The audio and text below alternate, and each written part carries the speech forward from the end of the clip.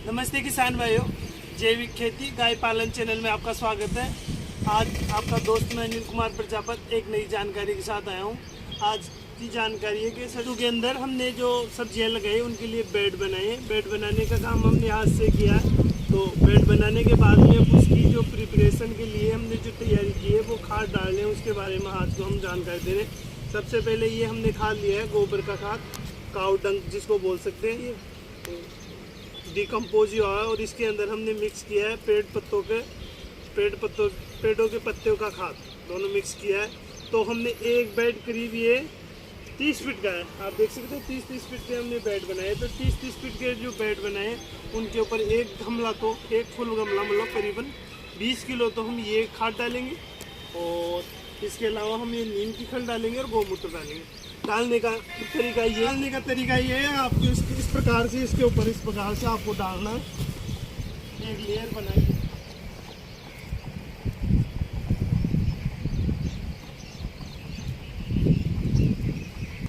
इसके अलावा हमने ये जो गोबर और काऊ डंक और इसके अलावा पेड़ों के पत्तों का जो खाद डाला, इसके अलावा हमने ये जो नीम हमने इसके ऊपर काऊ डंक और पेड़ के पत्तों का खाद डाला है। उसके बाद में हमने ये नीम की निमोली जो पीसी है, जो नीम की खल है और नीम के एक भी बोलते हैं इसको, ये डाल रहे हैं। हमने ये 30 फुट का एक बेड लिया, तो 30 फुट के बेड के ऊपर हमने करीबन 2 किलो ये डाल दें। तो डालने का तरीका ये है, इस प्रकार से आप डाल दो इसको।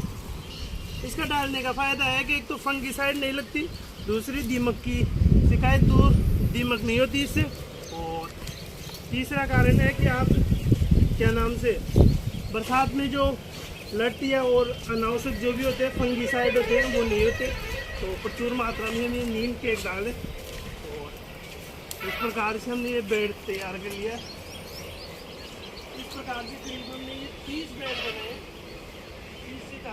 ये हमने करीब 20 लीटर के आसपास गौमूत्र लिया और इसमें हमने पहले 20 लीटर पानी डाल लिया। पानी डालने के बाद में करीब इसमें 2 लीटर हम गौमूत्र डाल दें। ये हमने अनुपात किया है कि 10 लीटर में 1 लीटर गौमूत्र डालें। गौमूत्र डाल के जो हमने नीम केक और जो खाद डाला है उसके ऊपर है अब ये गौमूत्र का हम स्प्रे करेंगे। तो आप देख सकते हैं इसके जस्ट बाद हम ये गौमूत्र का स्प्रे करेंगे। हम ये एक गौमूत्र के ऊपर से एक लेयर बना रहे हैं ताकि जो नीम केक और काऊ डंक है वो इसमें मिक्स हो जाए और गौमूत्र की एक लेयर बन जाए। गौमूत्र की एक हम लेयर बना रहे हैं, इसके ऊपर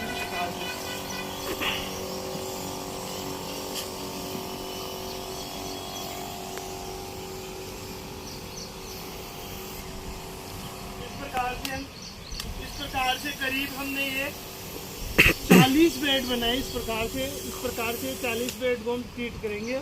और इन सबसे बढ़िया बात है कि हम 25 वैरायटी की इसमें सब्जी लगा रहे हैं। तो ये 40 बेड हमने बनाए। अब इसके जस्ट बाद में इसके ऊपर हम ड्रिप लगाएंगे और मल्च लगाएंगे और फिर इसके ऊपर सब्जी लगाएंगे, सब्जी के जो बीज लगाएंगे। तो आप अगर ऐसे ट्रीट करते हो तो उसके जस्ट बाद में कम से कम जैसे करने के 1 या 2 घंटे बाद में आपको इसके ऊपर मल्च और ड्रिप लगा के 1 दिन के अंदर आपको सब्जी के जो भी आपने बीज ले रखे हैं वो बीज लगाने, बीज उपचारित करके हम इसके ऊपर बीज लगा रहे हैं।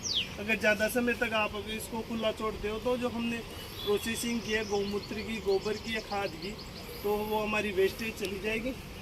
तो आप अगर इस प्रकार से बेड को ट्रीट करते हो तो उसके तुरंत बाद में कम से कम 8 से 10 घंटे के अंदर आपको ड्रिप लगा के मल्च लगा के बीज लगाना है। जैविक खेती देसी गाय पालन चैनल पे आप नए हो तो चैनल को सब्सक्राइब कीजिए और बेल आइकन घंटे को दबाइए। और हमारे द्वारा दी गई जानकारी अगर आपको बढ़िया लगती है तो शेयर कीजिए। और अगर किसी और बारे में आपको जानकारी चाहिए तो आप हमें कमेंट करके बता सकते हैं। मिलते हैं एक नई वीडियो के साथ, तब तक के लिए स्वस्थ रहिए, मस्त रहिए। जय हिंद, जय भारत।